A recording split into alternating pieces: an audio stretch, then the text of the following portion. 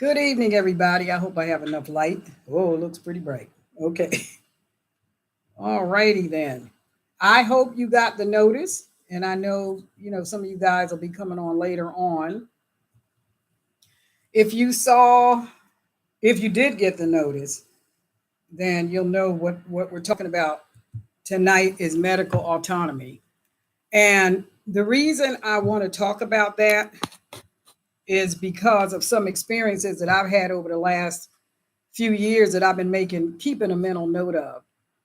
So let me start out by saying I am not a professional doctor. I'm not giving you medical advice, so don't try to sue me. Okay. All righties. You're on your own. I'm just telling you what my experiences have been and what I've done about it. And the different, somewhat confrontational whatevers I've had with some members of the medical community based on my opinion and my opinion of how I felt like I was being treated or not treated or overlooked or whatever. Now, some of you may remember that a while back I mentioned about a doctor that I fired. She wasn't the first one that I fired, but I did fire her because I felt that what she was doing was practicing medical malpractice, and I was not going to be one of her victims. So I want to roll us back to 2016. I had been not feeling well for like 3 days. I wasn't exactly sure why, but the red alert for me was when I walked into my kitchen and I went to my refrigerator. I don't know what I was doing to get cream for my coffee or whatever it was I was trying to do. And I walked back across the room to the sink. Now, this is not a huge kitchen. It's a good sized kitchen for the area that I live in, and it's bigger than the houses on either side of me. But it ain't a marathon trying to get from one side of the kitchen to the other. So when I left the refrigerator and I walked over to the counter to sit the cream down for my coffee, I felt unusually winded. I couldn't get my breath and I didn't understand what was going on. And I felt very weak. And so I was thinking, I need to eat something, but I wasn't hungry. I just felt I need to eat or something's going on. So anyway, I made my coffee. And as the day went on, I still wasn't feeling well. I wasn't, I can't explain it. You'd have to experience it to understand. Hi, Beverly. Hi, top to bottom, hair and skincare. um, Welcome to the channel. I wasn't feeling well, so I think this was like on a Thursday morning. So that night, I went to bed, and somewhere not long into the night, I felt like I could not get my breath. So I sat up on the side of the bed and I was just trying to take some deep breaths. And I'm thinking, what is going on? So first I was thinking, I must be getting a flu or cold or something. I just felt off. And then went through the day just feeling very wrung out, very tired, weak. It was weird. But I wasn't in any kind of pain of any sort. Okay. So I just want you to pay attention to what I'm saying here. That was Thursday. I went all day Thursday, went that night to bed, couldn't breathe. Friday, I had this pain in my leg, in the lower part of my leg near my ankle. First, my foot was hurting. Then it was the lower part of my leg near my ankle. And I'm thinking, what is wrong with my leg? I'm thinking I couldn't have pulled a muscle. I've been too tired to do anything.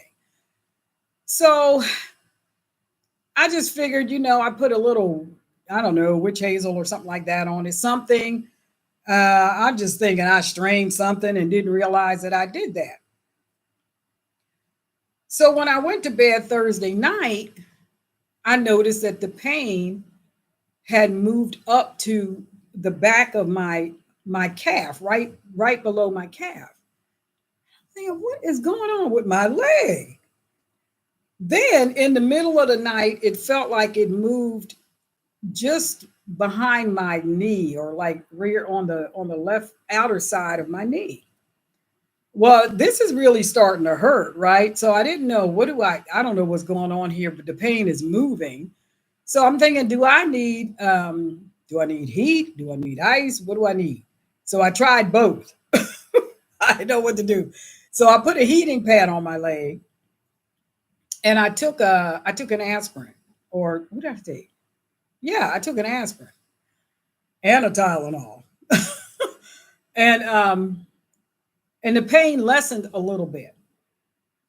Then later on in the night, the pain was behind my thigh. And I'm thinking, what is happening? And I started feeling just a little bit nauseous. And since I had never experienced this before, I was just really in the dark about what could have been going on. So that was Friday. Saturday, I don't feel like getting out of the bed. I just feel sick, like sick. I can't lay down. If I lay down, I can't breathe. I mean, I'm gasping and it feels like somebody is sitting on my chest. I can't breathe. So I'm sitting up on the side of the bed. By now, I'm exhausted because I haven't been able to actually lay down and sleep. And my leg is hurting. My shoulder is starting to hurt. My back is starting to hurt.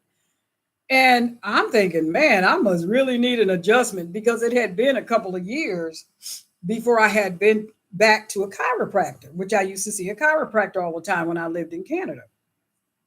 So my shoulder was hurting. This shoulder was just aching me. And I couldn't make heads or tails out of why it was hurting. So I put a heat pack on my shoulder, and that helped a little bit. And then I asked my husband, can you bring me an aspirin? So he brought me an aspirin, and the pain eased up a little bit. And I was able to go to sleep until aspirin wore off. Then I had to take another aspirin. Well, I have a sensitivity to aspirin, but something just kept telling me, take the aspirin. So I took the aspirin, and now my stomach is starting to bother me because I don't do well with aspirin. And but the pain was easing up some. But now in the middle of the night, I get this weird feeling. Now you would think I would know by now what's happening, right? I'm getting this weird feeling that it's like the pain that was started out at the bottom of my foot and worked its way up, has worked its way up to my neck. And now I have this weird salivation that's starting to happen, and my jaw is starting to hurt. And now I'm in tears because I'm thinking something is very wrong here. And this is weird. The inside of my mouth on the opposite side swelled up. The inside of my mouth, the roof of my mouth on the opposite side from my aching shoulder swelled up. Now my mouth hurts. I got this raging toothache, feels like a toothache. My shoulder hurts. My leg doesn't hurt no more, but my shoulder hurts, my neck hurts, and my jaw hurts. And I'm thinking, seems like I read about this somewhere. So the next day, I have to go out of town to go to a church and to support our minister that had traveled from her state to minister at this particular church. And I wanted to be there to be a blessing to her and all that. She didn't know we were coming. And so I was telling my husband, I don't feel good. And he said, if you don't start feeling better soon, I'm taking you to the hospital. And I'm like, I ain't going to the hospital. Y'all know how I am. I know. And this is 2016. I ain't going to the hospital. Well, went to that church, sat through the service, and I'm feeling worse by the minute. And I'm thinking, I just want to go home. I just want to go home, eat something, take an aspirin, get in the bed, and call it a day. But I'm really, really weak. So I had to, after the service was over, I went to the restroom at this big old church. And when I'm coming out of the restroom, before I could get out of the door, I was so winded I couldn't function. And they had a bench there in the ladies' bathroom, and I sat down on the bench and I'm kind of gasping for air. And the lady that was with me said, "Do you want me to go get Chris?" That's my husband. And I'm like, I need to go home. I feel sick. I need to go home. Well, he insisted on not taking me home. He went and got the car, and he said the hospital is just, I don't know, something like 10 minutes away or whatever. And he said, "I want to take you to the hospital." I don't want to go to the hospital. "I want to take you to the hospital." "I don't want to go to the hospital." I start crying, right? "I don't want to go. I hate hospitals. I don't want to go to the hospital. I'm taking you to the hospital." Okay. I lost that fight. So anyhow, we ended up in the emergency room. And this doctor, who just, I guess he thought this was his day to joke around. Now I'm having these crushing chest pains. And for some reason, he thought to make light of it. And he was getting on my nerves, but I was too sick to get up and slap him. So I didn't. You're welcome if you're watching. But anyway, so I don't know how long I was there in the emergency room, but I will tell you this. They never gave me oxygen. They never gave me any medication. I don't know if they talked to my husband and asked him about what symptoms was I having, how long have I been having them, but they never asked me. Okay. And they said, "Well, we want to do some tests." Okay. So they wanted to draw some blood, do some tests. And I said, "Okay." Meanwhile, it's like every, I don't know, 2 or 3 minutes, I'm getting this crushing pain in my chest and I can't breathe. I still don't have no oxygen. Okay. And I'm saying I can't breathe. And I'm trying to sit up in the bed. And this pain was just gripping me in my chest. Now I'm thinking, yeah, I hope it ain't that. Right. So anyway, a few hours went by. It felt like a few hours. It might have just been 2 or 3. I don't know. But anyway, they took some blood. And so the guy comes back and he says, um, "We want to take a couple of more tests, and we're probably going to have to keep you overnight for observation." I still don't have no oxygen and I still can't breathe. Okay. So the next morning, early in the morning, like in the middle of the night, early in the morning, he comes back in and he says, "Your test came back and you're showing signs of enzymes, heart enzymes in your blood." I said, "Well, what does that mean?" He says, "It means your heart is in distress and you may be having a heart attack." And I'm thinking, I've been having a heart attack for 3 days and didn't know it. So anyway, they decided they were going to, I don't know if they decided at that time they were going to admit me or they were going to wait. Anyway, it was crazy. So by and by, I ended up on a cardiac unit. And I guess the cardiologist looked at my records or whatever and said, "We need to do a MRI, or they need to do some kind of scan to see what was going on." And he said, we need to put a stent in your heart. You're descending something or another in my back, which might explain why my back was hurting. So I'm thinking, wow, this is this is getting interesting. So they told me, "We have to take you to the cath lab and we got to do all this stuff." And anyhow, I was having a modesty moment because I'm in there. These people, let me tell you, I'm in here in this room on this slab like a dead person. And they put this sheet over me after they had me stripped down. They put this sheet over me. And then these different people are coming in doing different stuff. Like this person is taking swabs and cleaning this and wiping that and all this. And so when she left, I pulled the sheet back up. And so she came back. She took the sheet down, swabbed me again. She left. I put the sheet back up. Now, I listen, I ain't know no better. All I know was I ain't laying here naked in front of the whole world. So y'all better get it together and hurry up. So anyhow, she left again. And somebody else came in, took the sheet down, swabbed me again. I thought, what is that? And I said, why do you keep doing that? And I said, I'm clean. And she says, you're clean, but you're not sterile. Now, listen. I want y'all to listen to this because I got a question. Here's my question. My question is this. I'm in an operating room. You put a sheet over me. Then you came and you cleaned my groin area because you're going to want to go in and put this thing, whatever you're going to do. All right, so you swab me down and you leave. I put the sheet back up.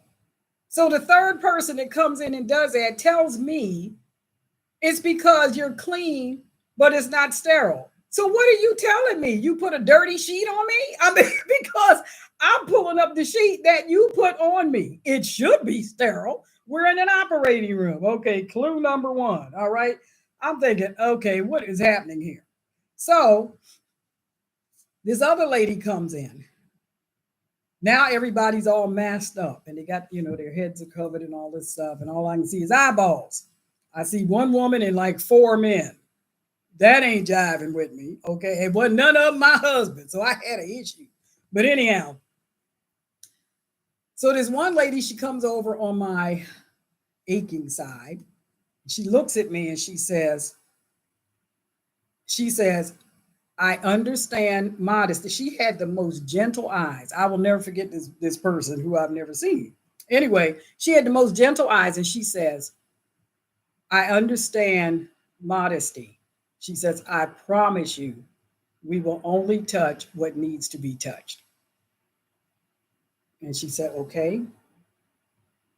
I said, okay. So I just took a couple of deep breaths. And because let me tell y'all something, I ain't loose. I ain't been uncovered in front of anybody except my husband. Okay. So that was kind of weird.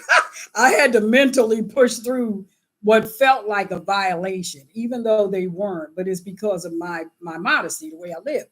So anyway, they get this young buck in there who decides rather than, after putting me through all that, this guy decides, him and like four other guys that I swear they had to be wearing diapers. These guys were too young to be practicing medicine. They look like kids. Anyhow, he decides rather than putting this balloon thing or whatever it is through my groin, he wants to go through my wrist. I said, why? He said, because it's quicker. He said, it's a more direct line to where we need to get to than starting at the groin and having to work our way all the way up. Okay. Sounded good to me. But guess what? He couldn't get the line in. This man, I have scars on my wrist because this young man could not get his job done. He couldn't get the job done. And I finally said, stop. Now they got me strapped. They got my arm strapped straight out so that I could not move. And I'm telling them, stop, just stop and go through my groin. You already cleaned it 3 times. Just go ahead and do that. So I've got scars right here on my wrist where he could not get the needle to go through my vein. Scarred me. I'm telling you, I was swelled up. My wrist was swelled up for a week. I had to put medicine. It says ridiculous. But anyway, all right, so they did that. So I was in the hospital. I had this nurse. That's a whole nother story. Oh my God. That guy. Anyway, he was different. Anyhow, he took very good care of me. He was very quiet. That man, I swear, he floated in and out of my room. Sometimes I only knew he was there and had done something with my IV because I just happened to wake up and open my eyes and he was just gliding right out of the room. I didn't feel him do anything. He was just that good. But anyway, hey, Miss Jazzy. So anyhow, I think they kept me for like 3 days, three, 4 days. I don't know. It's kind of a blur. And so when they were discharging me, before they discharged me, I talked with the doctor and I asked him, I said, um, did I have a heart attack? And he said, well, he didn't say yes and he didn't say no. He just said, well, like that. So it just seemed to me like I was like having the precursor of a heart attack. And I'm thinking, my God, if that's what a precursor feel like, don't have no heart attack. I see why people die from them. But anyhow, so I said, is there any damage to my heart? He says, no, you were very, very fortunate. And I said, no damage. He said, no. He said, you had just a little bit of buildup in your artery. He said, it wasn't hard. It wasn't plaque. It wasn't hard. He said, it was very easy to move out of the way. And he said, so we put the stent in because we didn't want your artery to collapse because we had been in there. I do want to tell you this, that when they did the procedure, they did give me a heart attack. Okay. Because it stopped the blood flow. They're pushing this thing in there that's like a little tiny something. They push in there and then they shoot in air into it. It's almost like a balloon. And it expands this thing that's like, if you've seen the spring on an ink pen, it looked like that, except it has medication in it. They put that in my artery to keep it from collapsing because they had been in there messing around. All right, okay, I understood that. So then I asked him, was there any damage done to my heart? He said no. I said, is there any damage to my arteries? He said, no. He says, you're very lucky. And he says, your heart is functioning exactly the way it's supposed to. Everything is fine. He said, you're a very fortunate woman. I said, well, thank you very much. And I left. Now, when I came home, I was still feeling pretty wrung out. I was weak, and tired.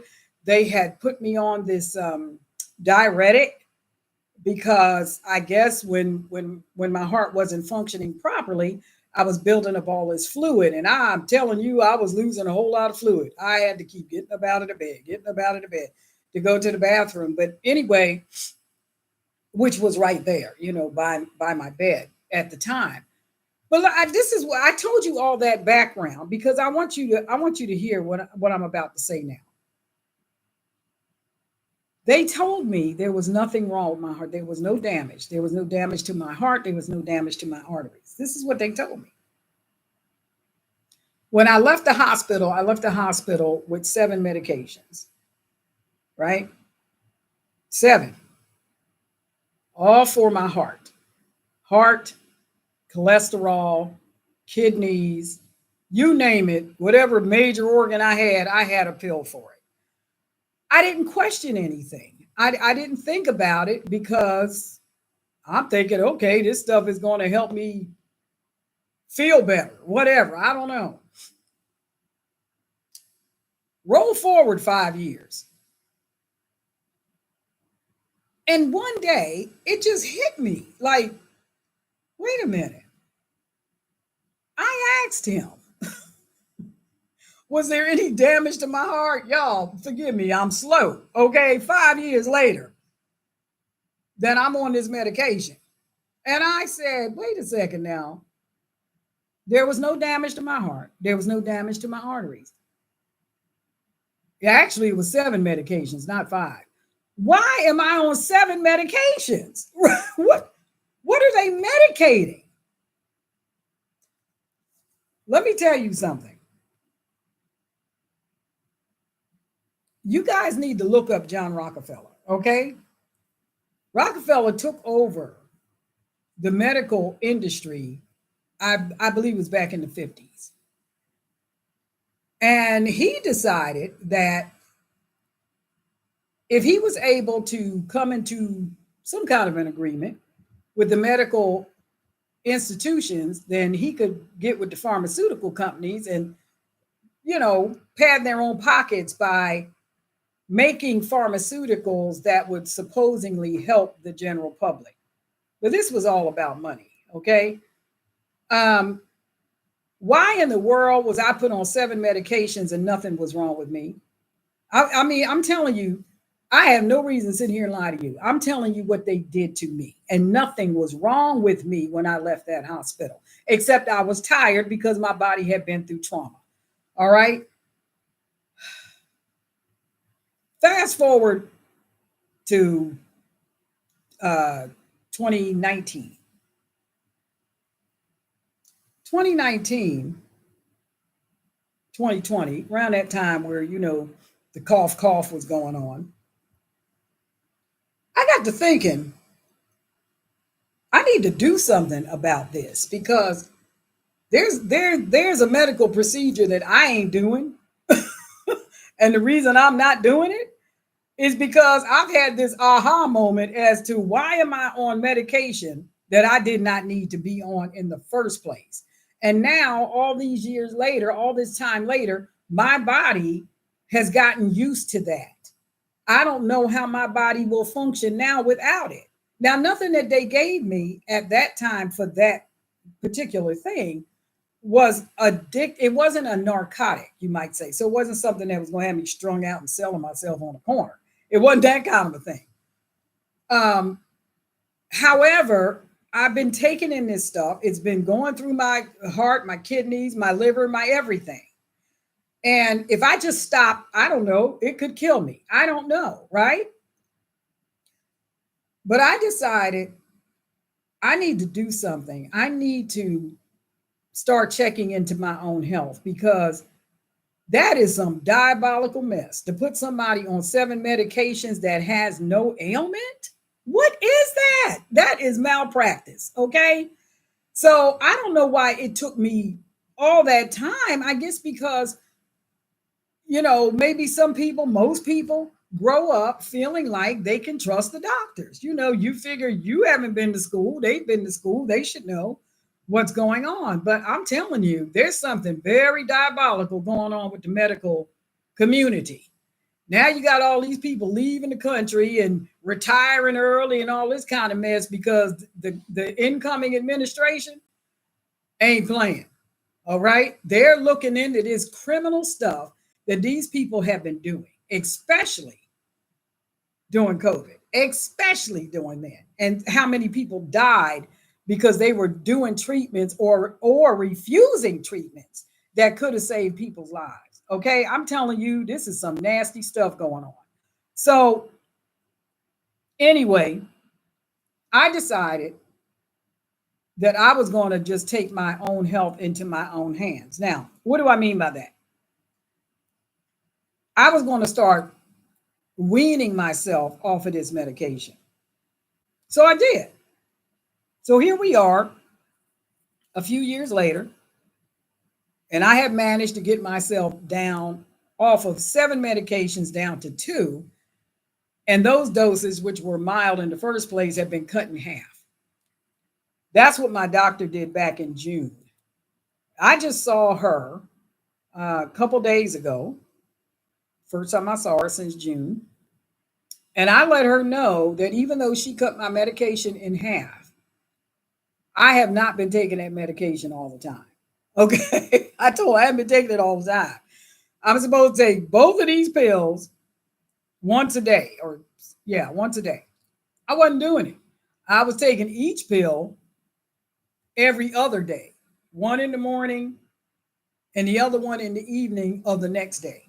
So they were staggered, right? I wasn't taking them both on the same day.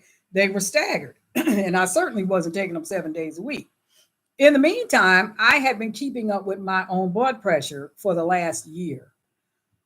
And when I first started weaning myself off, my pressure was a little bit wonky. It stayed in like the 140s and all that. And sometimes it would go 145 or whatever.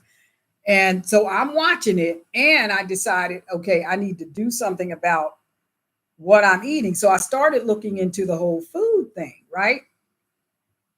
And I decided that I would change my diet and do what's called an elimination diet. I just started stripping everything out of my diet, except for maybe grass-fed beef and stuff like that. Now, those of you that are vegan and vegetarians, just hold on, okay? Don't lose your shirt. Hold on. So I decided to do that and find out what's making me sick. What could have made me sick? So when I slowly started introducing different food back into my diet, I found out that carbohydrates, remember the word hydrate, carbohydrate, hydration, causes you to retain fluid. Well, I like carbohydrates. I never put the two words together in my head, carbohydrate. I'm made of carbon and it's filling me up with fluid every time I eat this stuff. I didn't think about that. So combined with watching what I was eating, and I wasn't going on no like really strict diet. I say it's kind of strict, comparatively speaking, because I like Haagen-Dazs and stuff, right? But compared to how I used to eat, it could look pretty strict. Anyway, I started noticing that I started losing a lot of fluid. Now, this is with me just flat telling one doctor, I'm not taking this drug no more. This hydrochlorothiazide stuff that I was taking, which was one of the things that they put me on when I left the hospital for fluid, right? It was a diuretic. I told y'all I did a video about this a few months back, and I told some of you guys about this, that I looked into that drug. What I did was I wrote down everything I was taking and I started researching it, looking it up. I was looking for data about it. I was looking for peer-reviewed stuff about it. And what I found out about that particular drug is, first of all, it was banned in Canada. They didn't even want to give it to me in Canada. And then secondly, what I found out was that it is not recommended for extended use, for long term. Well, listen, 5 years is a pretty long time. Okay. When I talked to the first doctor about this, she was telling me, in her professional opinion, I needed to stay on the medication and I needed to double the dose. Now, hold on. Wait a minute. Because y'all told me that I didn't have a problem. Okay. My heart was fine. Everything was fine. What is going on here? Why would you want me to stay on medication that I don't need? And I sent her a 17-page peer review from the Mayo Clinic and all these other people that get paid to keep us sick. Let me scratch that. I don't want to get sued. These different people that's supposed to know what they're talking about recommended that a patient not be on that stuff long term. So why in the world would she want to keep me on something? And I sent her a 17-page report, and that woman came back with, she thought it was best that I stay on it. I fired her. I filed an official complaint against her, and I fired her. And I also forwarded the data to the people that was in charge of her, whatever they do over there. So they assigned me a different doctor. They called me. They wanted to record my complaint. I ain't got no problem going on the record telling you what she said to me. Because not only did she say it to me, she put it in print. She put it in writing, all right, over a secured messaging network. And I responded to her. First of all, I told you what my concern was. The problem that I have now is that you didn't even offer me an alternative after you had a 17-page report of a study that had been done over the course of 20 years saying this is not good for long-term use. And you want to double down on it? You want me to double the dose and stay on it, even though it could cause me kidney failure? You need your license taken, okay? So I'm telling you, don't go by everything they tell you, folks. You have to look into stuff. Don't be lazy and just put all your hopes and dreams in some doctor that you don't know. You don't know how they live. You don't know what their moral convictions are. You don't know anything about them. You don't know them. And guess what? They don't know you. You are letters on a paper. That's what you are. You're numbers and letters on a piece of paper. You're a statistic. That's what you are. So you have to look into your own health and you need to take it seriously. Now, Said all that to say after I fired her, and I got a different doctor, and we've been kind of going at it. But anyhow, the last time I saw my current physician, we had a conversation, and now meanwhile, I'm still watching my blood pressure and all this. When I started weaning myself, now listen to this. When I started weaning myself off of the medications that they had me on, why is it that my blood pressure started coming into normal range? How could that happen if the medication was actually helping me? The medication was keeping me just sick enough to need to keep getting my prescriptions filled. It certainly wasn't healing me, because when I stopped taking them and I started weaning myself off of them, my pressure came into normal range. And I told my husband, I said, look at this. On the days I did not take it, my pressure was normal. The days that I did take it, it was elevated. I'm telling you, I ain't got no reason to sit here and lie to you. Okay, I'm telling you what happened to me and what made me come to the decision that I was not going to trust everything they say. I'll listen to what they have to say. And then I'm going to consult with other doctors that did not buy into the medical industrial complex for a paycheck, didn't sell their soul for a dime, okay? And want to make me their sacrificial lamb. No, thank you. I'm going to consult with other doctors, and I'm going to do research on my own, and I'm going to find out, okay, this is what their test results are saying. What do I want to do about this? What steps do I want to do? Okay. Hi, Amanda. Happy camper. How are you? The next thing, one of the things that they wanted me to do, they said, oh, your cholesterol's high. They want me to take a statin. I was taking that stupid statin for a while. And wait a minute, I told you I wrote down everything I was taking. And then I started doing research on these different things. So I was taking this statin. Well, I got down to the statin one, and I'm doing the research on that. Well, guess what? Guess what? People that take a statin, I think the statistic was something like maybe 1% out of 100,000 people are actually helped by it, right? A little bit. And they're only helped a little bit. It's not even a life-saving thing, right? It's just very, very minuscule. But the side effects are it crosses the blood-brain barrier and can cause Alzheimer's. How you like that? They want to give you that.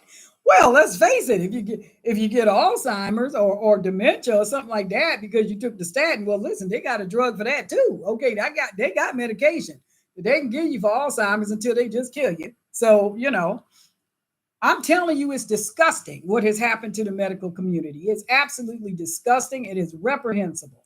And I'm not going to fall victim to their BS. I'm just not doing it.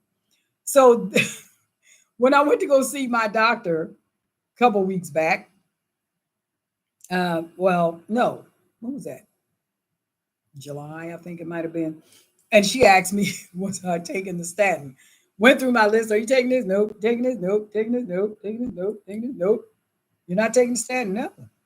Why not? Because it crosses the blood-brain barrier, and I'm trying to keep my mind, okay? And she looked at me like, oh, you weren't supposed to know that. She knew it. She knew it. Here's the problem. When these doctors and nurses are working in these hospitals, these hospitals have a protocol. The doctor or the nurse can open themselves up to a malpractice suit if they don't follow the protocol. They could lose their jobs, right? Now, this is so disgusting because you want to sacrifice my life so you can keep your job. Me and you got an issue, okay? We got a problem. That dog ain't gonna hunt. I ain't doing that. So I don't care if you lose your job if it means I don't get to lose my life, okay? Go find another job. I ain't got but one life down here, okay? So anyway, I should be reading y'all's thing. Lord, I'll come back to that. All right. So I told her that when I changed my diet, and my husband and I changed our diet back in April, God bless him, he lost 60 pounds. And that's without doing no exercising. Okay. 60 pounds. I only lost 40. And I am exercising. What's that about? Well, I have, this thing called hormones. But anyhow, so, and I'm eating very healthy. Now, you ask one of these doctors that are all, sold out to the medical industrial complex, and they'll point you right back to that stupid food pyramid that they came up with when I was in school. And I'm asking myself, and I told the doctor, if y'all had such a great idea when it comes to food and all that, how come half of America is fat and sick? Why is that? Why are we all overweight and sick if y'all had such a great idea? That's what I'd like to know. So I had her, and she had done my blood work and everything, and I wanted her. I said, okay, let's look at my labs from the previous visit. So we're looking at my labs. My numbers, let me tell y'all, my numbers, I was headed toward diabetes. I wasn't pre-diabetic yet, but I was headed in that direction, right? She didn't tell me that. I had already looked at my numbers and looked up everything to find out what does this number mean and what's the range before you start getting into metabolic trouble, right? I was right. I was at the high end of normal. And I let her talk, this is normal, this is normal, this is normal, this is normal. I already know that my A1C was at the high end of normal. So why wasn't she going to tell me that? Oh, I know why, because they got a pill for that. Once you cross over into the other category, all they're going to do is, oh, now you have to take this because you've developed this thing here. No talk about nutrition, no talk about exercise, none of it, right? Just going to let me keep going along until I need another pill. So I let her talk. And then I went back to one of the previous blood tests. And I said, so you said it's 5.6. She said, yes, it's within normal range. And I looked her square in the eyes and I said, isn't that the high end of normal? Well, yes, it's the high end of normal, but you're not pre-diabetic yet. What do you mean yet? And when were you going to tell me that? So anyway, this last time when I had my blood work done, my 5.6 had dropped to 5.2. Now my goal is 4.5 or 5. Okay, so I'm close. But this is because I'm doing what I think I should do, not what they're telling me to do. Because if I do what they tell me to do, I'm going to be sick and start getting my limbs cut off, which is a slow train to the grave. Okay. And these people are disgusting. I'm telling you. Anyway, okay. Let me. Y'all still there? Did I make anybody mad? Yeah, I don't care. Let me see. Yes. Miss Jazzy said those statins also cause you to lose muscle mass. Yeah, and you'll gain weight too.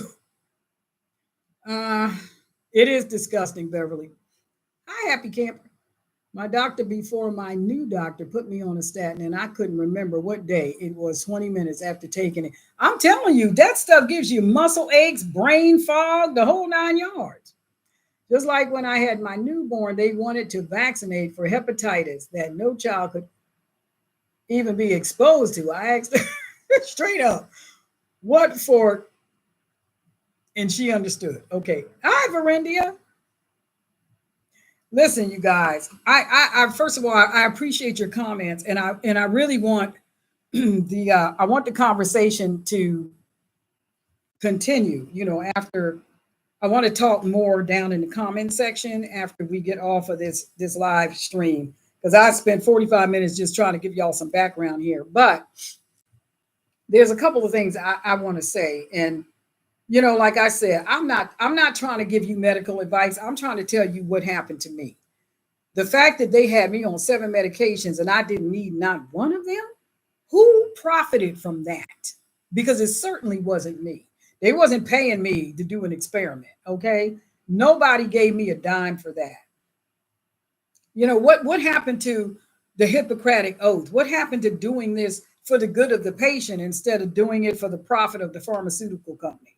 This is the day we're living in. This is such diabolical mess that's going on. It's disgusting and it's ridiculous. And the fact that, when I was in school, I think, what did we have? We had the shots. They were what? Measles, mumps, rubella, chickenpox. I think that was it. And then I think maybe when I got to junior high, we had the TB test. That was it. I hear it's like 57 something shots now, something crazy like that. And they want to know why these kids are so nuts and crazy. Look, my numbers are headed in the right direction, and I'm going to do what I think is best for me. That's what I've done. I stopped taking the medication, all of those. I'm weaning myself down from the last two. And my goal was to be off of all of it by the end of this year. I might not make it. I might have to push it into next month, just because I don't want to throw my system into shock and have some adverse effect from it. But I'm not doing this. I am not doing this. This is crazy. They do not want us to get well. I looked at my doctor and I said, these pharmaceutical companies, the CDC, all these people are corrupt. They care nothing about our health. Nothing.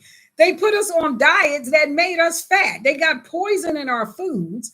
They got hormones in our food. They got forever plastics in our water. All this stuff is going on. And then they want to get mad at RFK because he wants to clean it up. Yeah, I said it. He wants to clean it up. And I don't even care for the guy, but he's right about that. He's right about that. They need to be held accountable for crimes against humanity. This is disgusting and it's ridiculous. And I shouldn't have had to lose 40 pounds, and I got to lose another 40 at least before I feel like I'm in a really healthy place. Why did that happen? Nobody, listen, you go into the supermarket, there is no reason why you walk down an aisle and all you see is sugary cereal.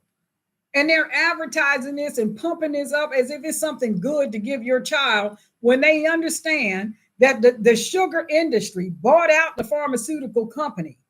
3 guys, okay, did this back in the 50s and paid them to lie about the efficacy of sugar. Now, I like sweet stuff, okay? But I'm sorry, folks, it causes inflammation. It does. And most of the sicknesses that we have start in our gut because of inflammation. Diverticulitis, all these different things that happen is because of the stuff that we are eating. It's because of the poison that they have put in our food. It is ridiculous. I told y'all a bunch of psychopaths are running this country. It's crazy. Do you realize they have stuff in our food that other countries have banned it years ago? Years ago, because of the poison that it caused when they did their research through their doctors, and they found out this causes a heart attack. This causes kidney disease. This causes cancer. And here the U.S., paying off people, paying off the sugar industry, paying off all these people to turn a blind eye to the research that showed this stuff causes cancer. It causes dementia, all kinds of stuff. My doctor, after I got finished giving her an earful of how disgusted I was, she looked at me and she said, I don't disagree with anything that you've said. That's what she said. Let me tell you what she didn't say. I guess she didn't want to lose her license. She didn't say, I agree with everything you said, because, that'd be kind of precarious. She said, I don't disagree with anything. My husband was sitting there. He was a witness. I don't disagree with anything that you said. You are in a very small group of people that understand what's going on. That's what she told me. What? So the other day, that was that doctor. So the other day, I go to see a cardiologist. I've been doing that since 2016. Don't know why, but anyhow, went to go see the cardiologist. These nurses, listen, y'all. There hasn't been a time that I haven't gone into that clinic and a nurse fumbled on something as simple as taking a blood pressure. It is ridiculous. I'm telling you, see, this is what happens. When you fire all the good nurses and all the good doctors because they don't want to take part in some government experiment, right? That there was not enough research done on, and they refused to do it, or they had questions about it, and their license got stripped because they wouldn't toe the line and play the game. You ain't got nothing left. You got to scrape the bottom of the barrel to get somebody to come into these clinics and work. They got these incompetent doctors, incompetent nurses, just absolutely stupid. So I got my blood pressure log. I told you I've been keeping my log, right? At home. My pressure stays in the normal range. I mean, it's like the pressure of a teenager. That might be a little bit low for my age, but I ain't dead, okay? My pressure's been good for months. I've been keeping a log. I knew they were going to think I was lying because every time I go into the clinic and they take my pressure, something crazy would happen with the machine. I mean, crazy. Like this last time, the machine was reading 200 and something over something. Now, I should have been stroking out. I'm sitting there now. I could feel my pressure going up because I was getting mad. I was getting mad because I'm thinking something's wrong with this machine. And I told them next time I come, I'm bringing my own machine because I knew they thought I was lying. I took pictures of me taking my pressure at home with the machine that they sent me, right? I took a picture of me sitting there taking my pressure and how it read normal on my machine. So when I went back to the doctor, I said, the next time I go in to see the cardiologist, I'm taking my machine with me. So I did. So anyhow, this quackadoodle nurse, nice lady, but she a quack, decided now I got to walk clear to the back of the clinic, all the way to down the hall, down to what's your name, just to go sign in. Then I got to walk all the way back up to the front. Then I got to go through these sliding doors and walk all the way to the other end of another hall before they see me. And as soon as I get in the room, what does she do? Now, I didn't just win a marathon. And as soon as I sit down, she's slapping a cuff on me to take my blood pressure. Well, of course, you know where I just walked from? And I got a sore knee. Yeah, I'm in pain. And she asked me, what's your pain level? 1 to 10. I said 9, seeing as I just had to do all that walking and my knee hurts, right? So, of course, my pressure is going to be elevated. You would think any nurse worth their salt would say, let me give you a few minutes, let your body calm down some, and then we'll take your pressure. No, not her. Not this lady. She slapped the cuff on me and it's 200. So I said, that's not my blood pressure. Can you give me a minute? Yeah, sure, I can do that. So she started asking me 4 or 5 other questions. Not supposed to be talking to me, okay, because I need to be calming down because I'm in pain. I just told her that. Is she listening? No. Then she comes back over after she gets finished asking me all these stupid questions. No, nobody's making me do anything. No, I'm not suicidal. No. Anyway, I understand they got to ask you all this stuff, but they was asking me some crazy stuff that really didn't have anything to do with medical. I said, why are you asking me that? And she says, well, they're doing total body care. I'm like, yeah, that's pretty intrusive. I'm fine. I'm good. Just put that down. So anyway, she takes my pressure again. Now it says 140, whatever it was, over 90. I said, that ain't right neither. And I showed her the log, right? Well, I'm going to go ahead and put that down and I'll let the doctor know. And I'm thinking, man, I'm getting hot. And she left out of the room. And I looked at my husband because he knew I was getting hot. Ooh, it was coming. I felt my face getting flushed. Imagine that with my complexion. Anyway, oh my God, I was getting ticked right off. I'm thinking every time I come into this clinic, somebody stupid is tending to me. So anyhow, she goes out the room and I do what she should have done in the first place. I gave myself a couple of minutes. Just take some deep breaths. Calm down, Pat. Just calm down, calm yourself. Okay, calm yourself. My knee is starting to not hurt so much. I took a couple of deep breaths. I told my husband, I need to take my blood pressure because I had my machine with me. I took my blood pressure. My blood pressure read 117 over 80, over 84. 117 over 84. Now her said 200 and something over whatever. I'm thinking they screwing with their machines so they can keep pumping out this medicine. But anyhow, so she came back in the room. I said, I want to show you something because I said, take a picture. Take a picture of this. So he took a picture. I said, I want to show you something. She said, okay, what's that? So I pulled up the picture on my phone. I said, look at that. That's my blood pressure. Oh, okay. Well, let me go tell the nurse. Let me go tell the doctor. I'm thinking, yeah, you do that. So she went and told the doctor. She came back in the room and she said she wants me to take it again on our machine. Right? Now I'm really getting ready to get mad. And let me tell you this, y'all. If you have ever heard of this, if any of you guys on there have ever done any nursing or anything like that, just tell me. Because I have never in all my days heard of this. She hooks me up to their blood pressure machine on my left arm and wants to hook me up to my blood pressure machine on my right arm and wants to take my blood pressure at the same time. Okay. I'm thinking she trying to kill me because you know how hard those things can squeeze your arm, right? Now I'm thinking, if you're squeezing me on one side and you're squeezing me on the other side, ain't no blood flow going through my heart. This fool trying to kill me. These people are stupid. I said, no, I told my husband, don't you push that button. Oh, don't push that button. Do not push that button. So he didn't. She did her thing on the machine. And guess what? It said 120 over 80 exactly. I took a picture of that. I took a picture of that so they would know I'm not lying. The log that I gave you for the last 3 months, 2.5 months at home, that's my blood pressure. Okay. I told the doctor, I said, you know, this is dangerous. I said, when you only see a person 2 or 3 times a year and they come into your clinic, you're going by what that nurse is writing in that chart.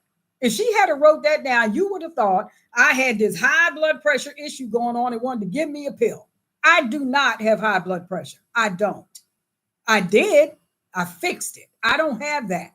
Okay.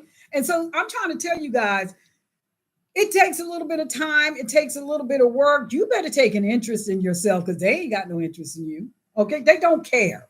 Now, God bless y'all. If some of y'all got good doctors that are doing this thing the right way and all this and are also offering alternative natural medicine or whatever. But I'm telling you, don't just take everything they say and run with it. They have been taught this way. Some of them know better because some of them are very curious and they're continuing their education on their own by looking up stuff and reading studies and all this kind of stuff.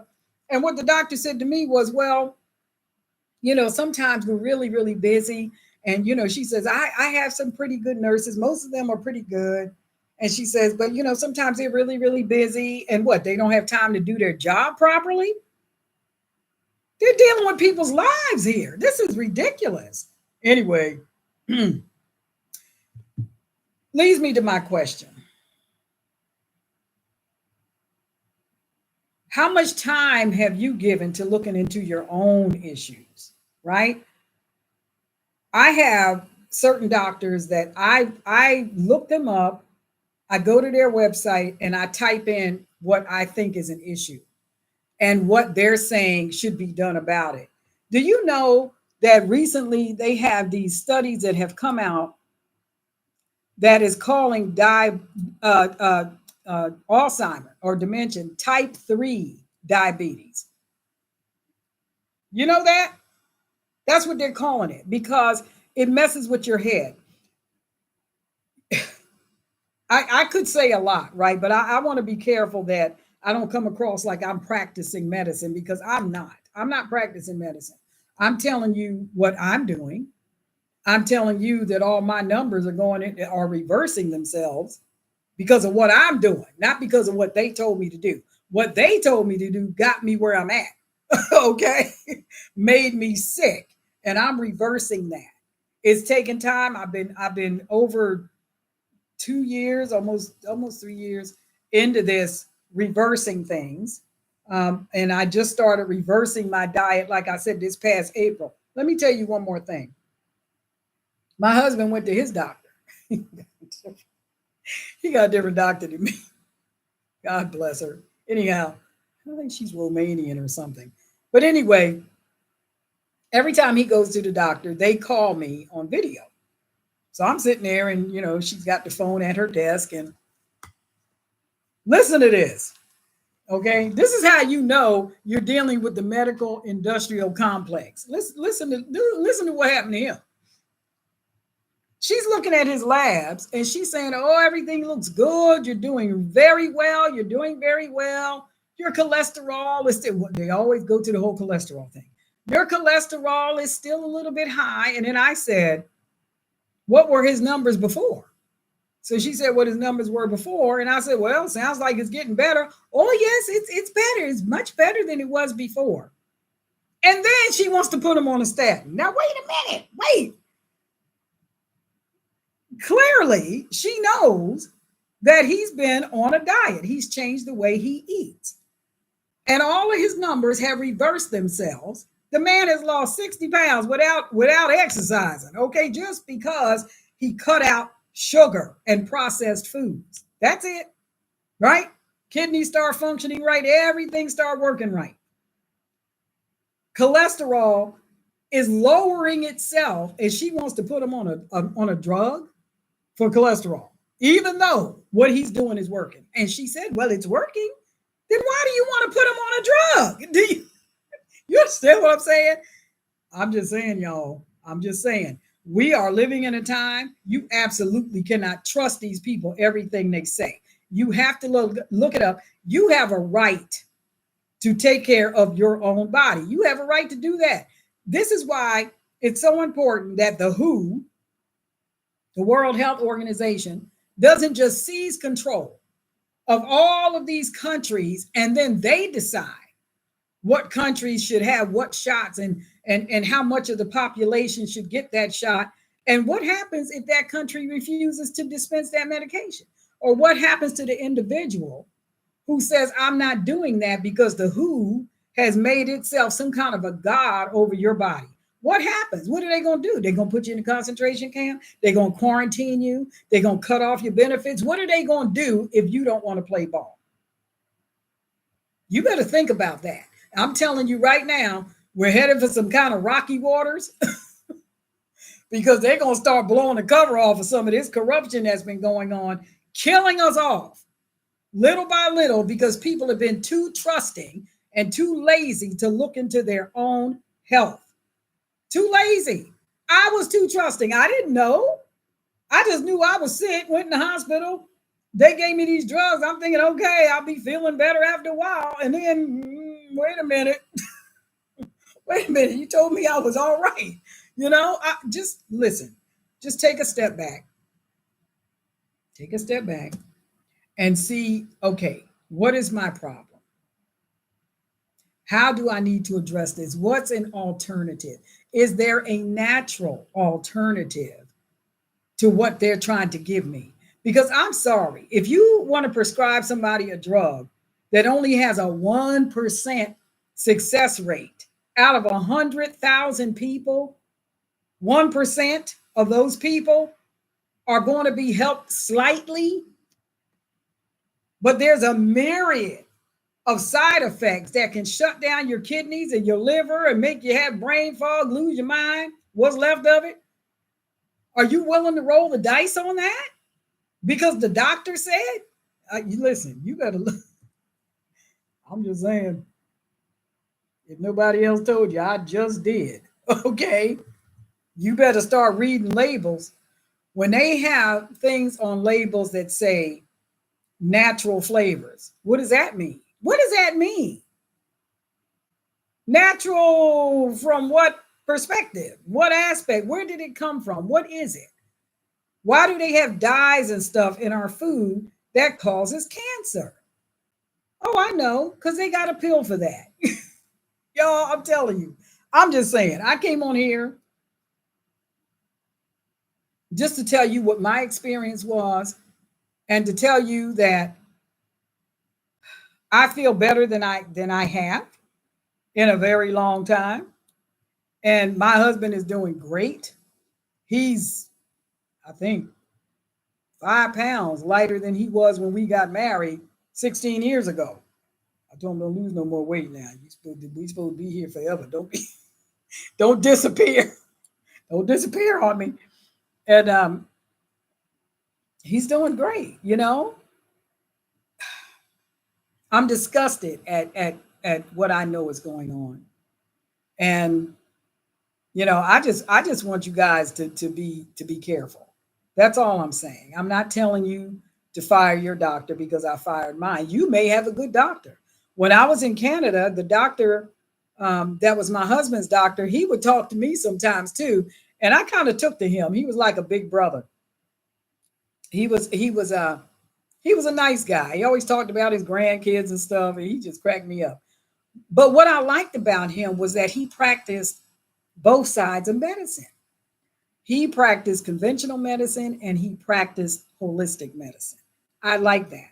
The problem with the US is that most of the people here, most of the doctors here are slaves to the pharmaceutical cabal, and their license depends on them towing the line.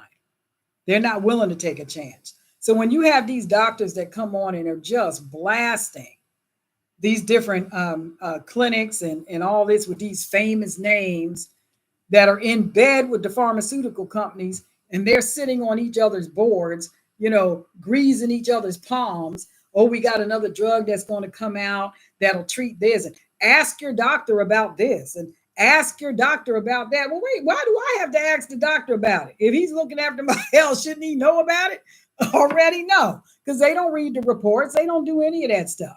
And I told my doctor, I'm not interested in somebody practicing medicine on me from the 50s, okay, or from 10 years ago or whatever, because they're not taking the time to read the data that comes out. Do you know that there was an extraordinary push to get holistic doctors and naturopath doctors off the planet? I mean, folks, they were assassinating these doctors. That ain't hyperbole. They were killing them. They were putting them out of business. There was a company called Nova that I used to get holistic stuff from, tinctures and stuff. They drove them out of business. They start making it impossible for them to keep their license, and they finally eventually drove them out of business. That's what they do. Why would they want you to change the way you eat and to eat more wholesome food, to read labels? Why would they want you? They don't want you to do that. If you do that, they're going to lose a patient. If they lose a patient, they lose money because there ain't nobody they can push their drug to, because you turn into me.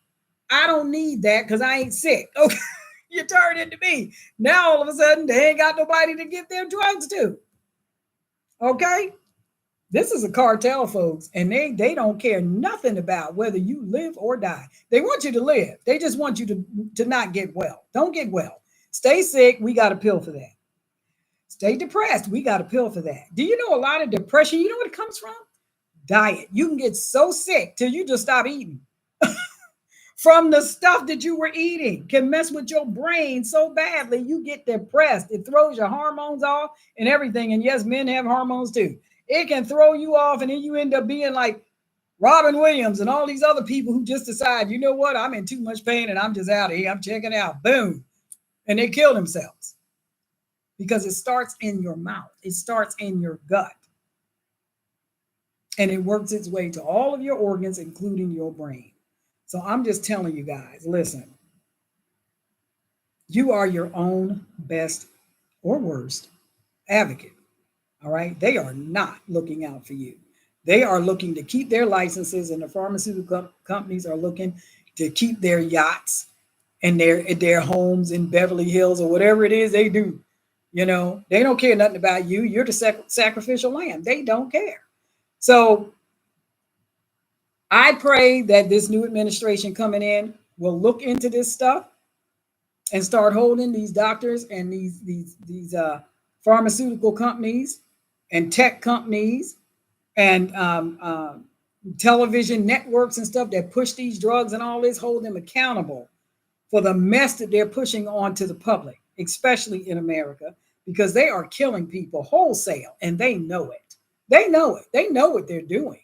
These are not stupid people. These are scientists. These are epidemiologists. These are people that studied internal medicine and chemists and all. They know what they're doing. They know what they're doing.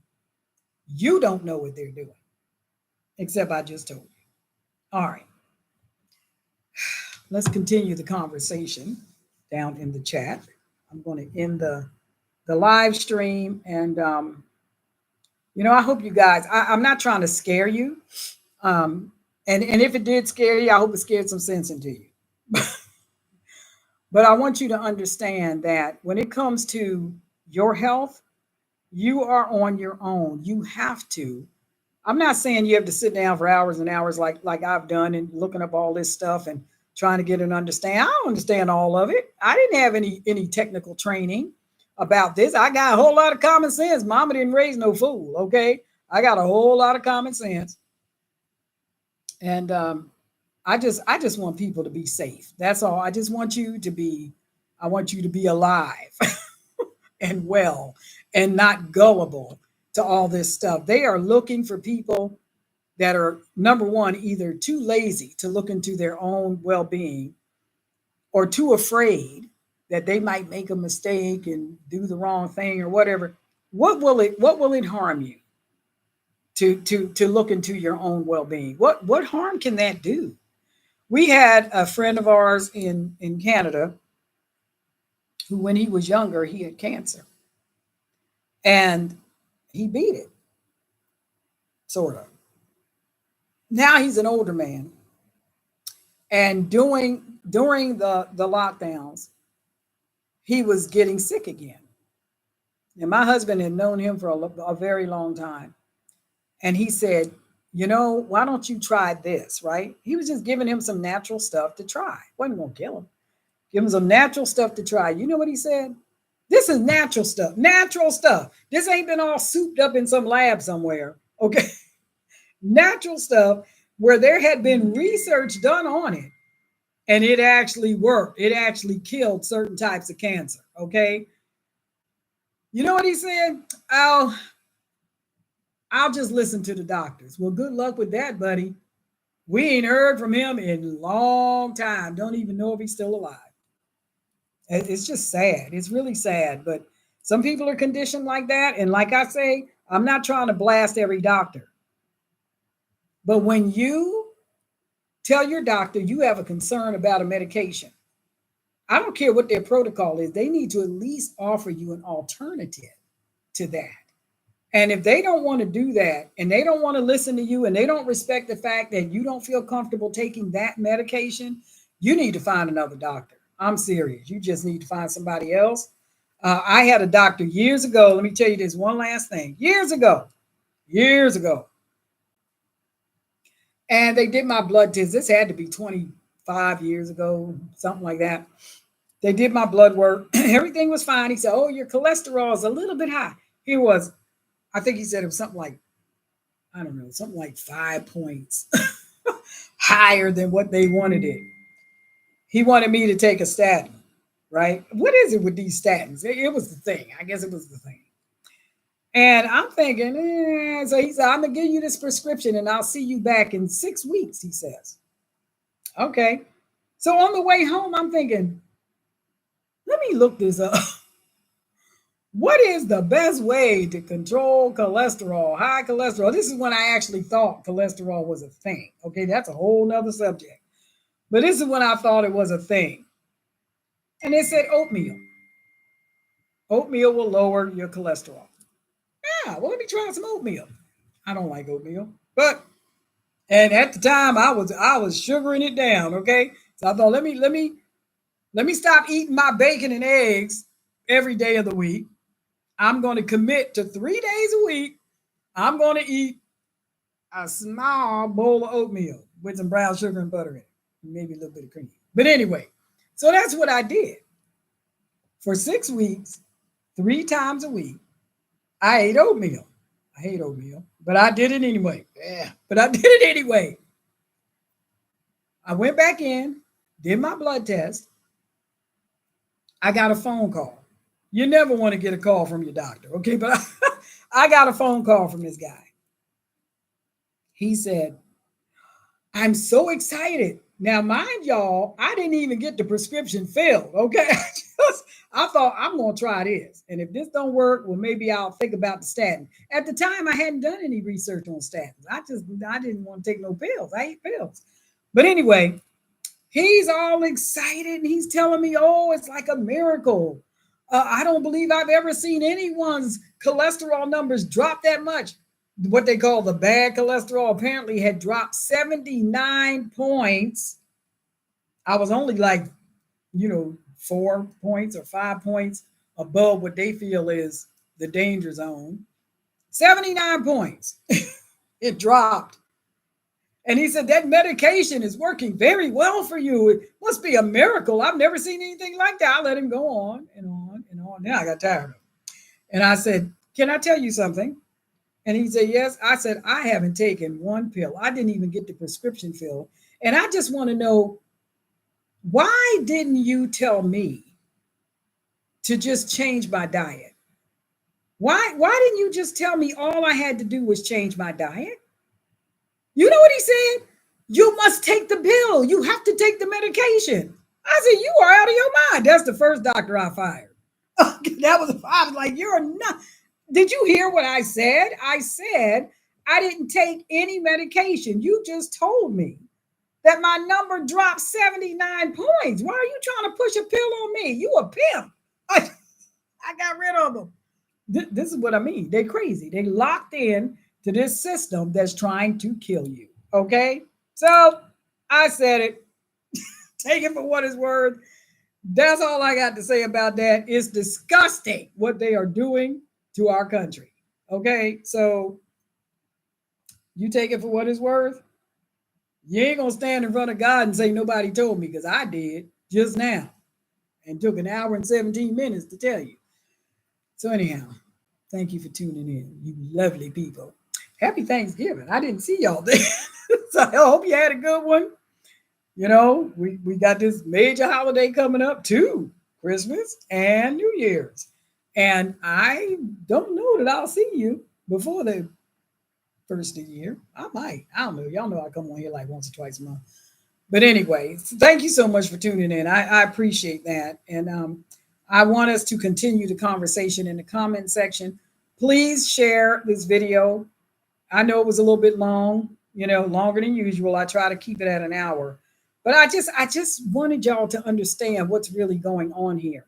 I am not the only person that this is happening to, or this has happened to. But the thing is, I took steps to correct it for my own health purposes, okay? And my numbers are improving in spite of what the doctor said. I ain't got time for that. Anybody got time for that? Who got time for that? I don't got time for that. No, they ain't but one of me, and I'm keeping me. Thank you very much. And my brains. Thank you very much. So, you guys, hang in there. I hope you have a wonderful Christmas. Pass somebody this video and tell them Merry Christmas. Tell them Merry Christmas. Happy New Year. Look into your diet. I'm going to try to remember to let me give y'all some names. I'll give you some names of some doctors you can look up on the internet. Okay. If I give you their names, you will find them on the internet. Okay. Dr. Anthony Chaffee. He spells his name Chaffee. He's a doctor practicing medicine in Perth, Australia. Dr. Sean Baker. I think he spells his name Shawn. I'm not sure. Dr. Barry, but I don't remember his first name. Anyway, Berry. And Dr. Sunil Dand. That man, I'm surprised they ain't took his license, because he spends a lot of time pointing out the error and the foolishness of the medical community in the United States. He's British born, but he practices here in the US. And he said, this is a doctor who said, If I was sick, I would try my best to never go to a hospital. That's what he said. He said, the things that they are doing in these hospitals is ridiculous and it's disgusting. And this is coming from a doctor. He said, I would never go into a hospital unless I absolutely had to. That's pretty bad. So anyway, he's hilarious. You guys look them up if you get a chance, and please look into your own health. Just look at the side effects of the medication that you're taking and ask yourself, would I rather just, eliminate this food and start eating this food, or do I want to take this pill for the rest of my life that is eventually going to damage my kidneys, going to shut down my pancreas, which is going to lead me to diabetes? Or what I'm telling you, some of the side effects of this stuff causes weight gain, may cause blindness, may cause dizziness. Don't operate machine. I mean, my God, it just destroys your life. And people be like, yeah, I guess I'll let the doctor give me some of that. People are crazy. Anyhow, all right, bye. I'll see y'all. Thank you so much for coming by. Let's continue the conversation down in the comment section when I end the video. Just go down into the comment section. It might take a minute or so for YouTube to finish uploading this since it's a live stream right now. But your comments help push the channel out because I'm trying to help as many people as I can. I am sick of these quackadoodles running around here slowly killing people, okay? So that's my purpose for doing what I'm doing and saying the things that I'm saying. You guys have a very Merry Christmas or Happy Kwanzaa or whatever it is you celebrate. Have a great time. And I love you guys. I appreciate you hanging in there with me all this time because, like I said, this was a little bit longer than usual. So have a great holiday, and I will see you the next time I come on, and let's talk down in the comment section. Take care.